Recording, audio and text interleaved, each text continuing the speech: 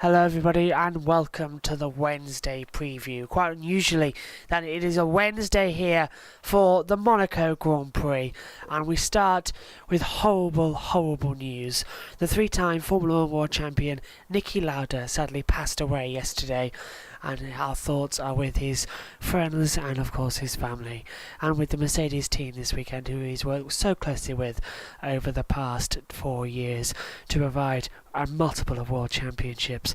Niki was a three-time champion himself after winning in 75, 77 and 84 and suffering a massive crash back in 1986. The whole F1 paddock are sad to see him go.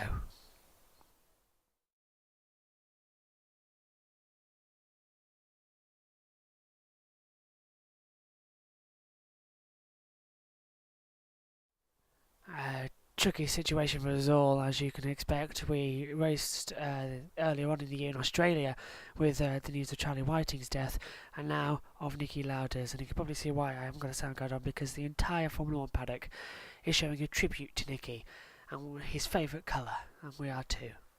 Red. So I'm going to pop this on. Red. We will have a red sound shield for Monaco this weekend to pay tribute to that red cap that Niki always wore. And tributes are going up and down the paddock, ready for what is going to be an interesting weekend. Right then, let's start with what happened here in Monaco, and let's take a quick look about where we are and the Drivers and Constructors Championship coming into round 6 at the Principality.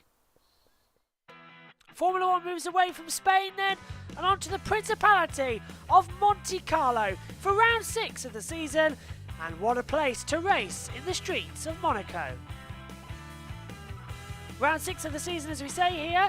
2 weeks' time we're in Canada for the Canadian Grand Prix, before the 3 back-to-back Europes of France, Austria, then it's the British Grand Prix, the halfway stage of the season, Germany and Hungary before the summer break, then Belgium and Italy wrap up the European season, then we go to Singapore, Russia, Japan, and then the Americas of Mexico, United States and Brazil, before wrapping up in the desert of Abu Dhabi on the 1st of December. It's Lewis Hamilton that leads the Drivers' Championship after winning in Bahrain, China, and last time out in Spain. Teammate Valtteri Bottas is second on 105 points, winning in Australia and Azerbaijan. Crucially, if Bottas wins here and Hamilton is second, they will be level on points. Meanwhile, Verstappen is still ahead of Vettel, and not to score any points, Giovinazzi, Russell and Robert Kubica. It's been a poor season so far for those 3 drivers.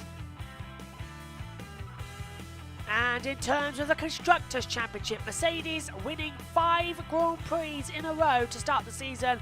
1-2s for each of their drivers, a new record in Formula 1.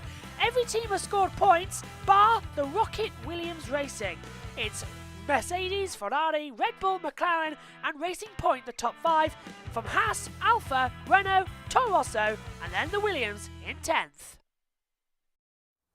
So, as expected, a lot of people paying tribute to the great Niki Lauda this weekend as well, after the news of his sad death. And in the Wednesday press conference, because everything's a day earlier in Monaco because we don't run on a Friday, Valtteri Bottas stood in for Lewis Hamilton, who's excused of his media duties quite understandably. He was alongside Charles Leclerc, Max Verstappen, Robert Kubica and Daniel Ricciardo. And obviously, this is what Valtteri Bottas had to say. Obviously, really shocking news to start the week. For sure, he meant a lot to me, but for every single team member of ours in the race team and at the factory, he was a big part of the Mercedes family. He was a massive motivation for everyone, for myself as well, for sure. As a driver, because of everything he achieved and with the difficult career he had and all the comebacks and everything. But also as a person, it's been great, and never forget many good moments. And for sure, it's not nice terms of mindset for the weekend, but I'm sure as a team we can turn it into a strength and respect Niki by going flat out on the track and bringing a good result. That was from Valtteri Bottas. Robert Kubica continued on and said, as Valtteri said, it's shocking news. He wrote a big chunk of the story of this sport, not only as a driver, but as a person as well. I never had the opportunity to work with him, but definitely he was a big racer, and all of us will miss him. At least my personal hopes were to meet him back in the paddock, but unfortunately this will not happen. That's unfortunately part of life. Max Verstappen agreed. Niki was a legend of the sport. He achieved a lot in his career, but also after his career, he was always a very generous and funny guy as well. Of course, I've never really worked with him, but with the chats we had, he's been a great guy, and for sure it's a big loss to Formula One, so all our thoughts go out to his friends and family right now. Daniel Ricciardo was asked, Niki was in and out of Red Bull motorhome a lot when you were there. Any memories of Niki that you have? And Daniel Ricciardo said, only good ones, for sure. Any interaction I had with him, any brief chats or just pleasantries, just a kind man.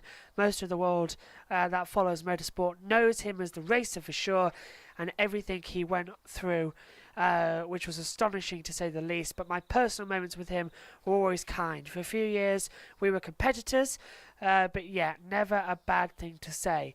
As the guys just touched on, thinking of his family, the legacy he leaves is pretty amazing, and for sure we remember these good things. Charles Leclerc. I didn't have too many chances to speak to Niki, but the very few times I have been speaking with him, he's been extremely nice to me, and was always very disposable. He said, is that the right word? But what he actually meant to say was available. So he's always very available to chat, and also very humble for what he achieved. He's a great example for the sport in general, and he will be missed a lot as well. That was the drivers' tribute that they had to him in the press conference as well. But the hot topics coming into this weekend as well, moving away from Niki Lauda, which you can never do, but we have to look forward to this weekend and race in his honour. Can Red Bull and Ferrari end Mercedes' winning run in Monaco? That's the big question. 5 races in a row now. 3 to Lewis Hamilton, 2 to Valtteri Bottas. Hamilton leads the title coming into this round. It's been impossible to see. This is unbelievable. 5 races in a row, setting a brand new record in Formula One. They are going for it here this weekend as well. Verstappen will fancy his chances, of course. Had he not crashed in practice last year and missed qualifying, the race arguably would have been his. Red Bull know the track well. They've won here 4 times. Was it 4? 5? 4 times. As well, Ferrari have struggled to get the tyres to work consistently in 2019, but this type of track surface has just been resurfaced ahead of the Formula E race as well. It should be quite good for them as well. So, let's stop talking about the circuit and let's take a look at it. Now, there's only one obvious choice of what my ride should be around this circuit. It's the 1976 Ferrari of Niki Lauda. So, a lap of Monaco in the 1976 Ferrari driven by Niki Lauda into Antonino's, get a good exit and accelerate, keep to the curb of the track and take a nice wide line in as we start the lap uphill towards Saint-Devote. 1 minute 41.6. As we hear our engineer through Saint-Devote now, very gingerly she head up through Beau Rivage, the run up the hill, try and keep the car as straight as possible as you head up the hill. Brake at the crest as you turn just ever so slightly left into Casino Square, which is a hard right brake mid-corner.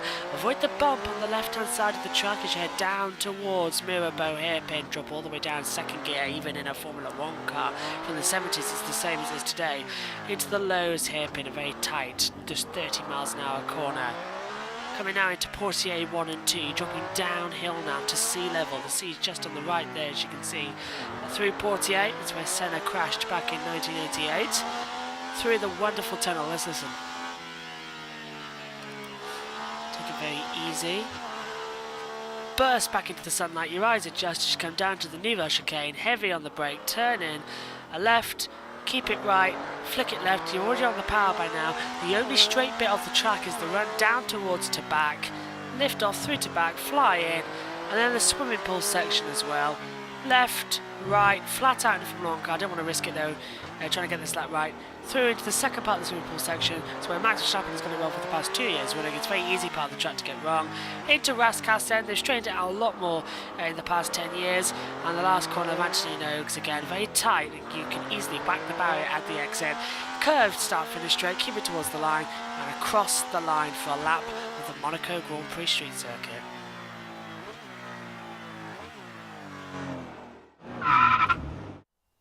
Always a great run around and a tribute to Niki as we ride around in his 1976 Ferrari. And what a racing weekend we're going to have. Rain predicted for Sunday, dry qualifying, and an interesting day of practice tomorrow on Thursday. You can join us here on YouTube for the report in the evening, but it's going to be a classic. It was all here in Monaco. Rest in peace, Niki. We'll see you tomorrow.